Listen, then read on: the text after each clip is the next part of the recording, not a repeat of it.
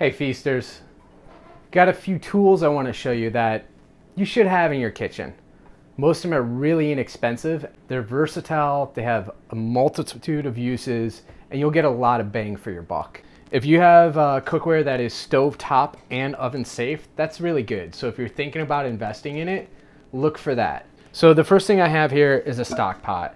This is an 8-quart Stockpot, meaning it holds 2 gallons of water. It's a good size. You can make stock in here. You could cook rice in here. You could just saute in here if you wanted to. It's multi-purpose. You know, if you were to just have one thing in your kitchen, a good Stockpot is a good thing to have. Next thing we have is a saute pan. These come in many different sizes. You can see it's got sloped sides. They come up. So as you're sauteing, as you're moving the food and making it dance in the pan, it can come up and flip around and move around really easily. If this pan had straight sides, the food could only bounce around on the bottom and not get up off the pan. So this also makes it really easy for dumping food out of it. This is a good pan to have. You know, you can sear things off in here. You can make small batches of sauces in this, cook vegetables in it, you name it. Our next pan we have is a cast iron workhorse.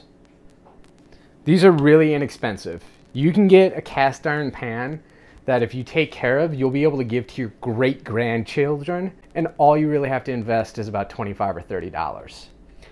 Cast iron is wonderful because it heats uniformly.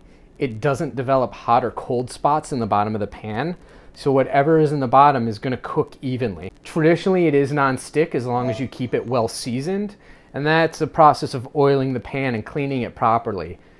Never use soap and water on a cast iron pan. Never scrub it with a scrubby. This works on the stovetop and in the oven. It has a multitude of uses. You can saute in this, you can sear in this, you can roast in this, you can braise in this, you name it. This is a workhorse of a pan. This is a baking dish. This is good for doing mac and cheese, baked ziti. It's also good for, so let's say, salt roasting something. You could bake brownies in this. You could put vegetables in here and roast them. It's really good.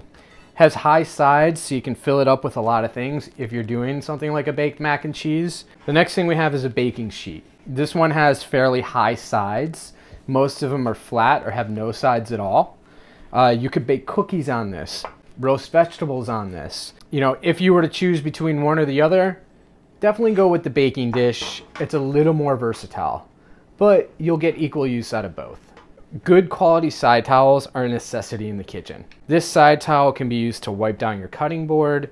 It can be folded over several times to insulate your hand as you're grabbing a hot pan out of the oven. These are very useful. A vegetable peeler isn't just for cleaning carrots. If you want to do something really cool with potatoes and peel off strips of potatoes and then fry them up as chips, now you have something that can make potato chips for you.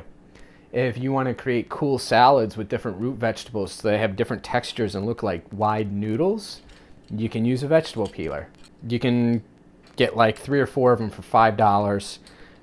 They're easy to clean. They disassemble very easily. You know, always look for one that have these little hooks on the side. These are eye removers, as they're technically called. Potatoes, beets, other root vegetables can have cracks in them, little eyes and divots where pebbles and dirt get stuck. You simply use these to scoop that stuff out. Having a whisk on hand is very helpful. You'll need a whisk for sauce making, you'll need a whisk when you work with eggs, various other things. Anytime you need to incorporate something by hand, whether you're making a sauce, a dressing, a souffle, an omelet, you should have a whisk. Tongs are very useful. Food is hot when you cook it, and you don't want to touch it with your fingers. Go with stainless steel. You'll be using these for a lot more than you think. Plus, they double at the table as a serving piece. This, Feasters, is the holy grail. This is a microplane. Microplanes come in many different shapes and sizes. You can get ones that look more like a vegetable peeler, or ones like this. You can get ones that have bigger slits. Essentially, this is a box grater, a spice grinder, everything all rolled into one. You can grate garlic on here instead of mincing it. You can grate nutmeg on here instead of putting in a spice grinder. You can grate cheese, you can grate chocolate, anything that you want to cut up really small and want to save some time, use a microplane. I use this obsessively. Let's feast.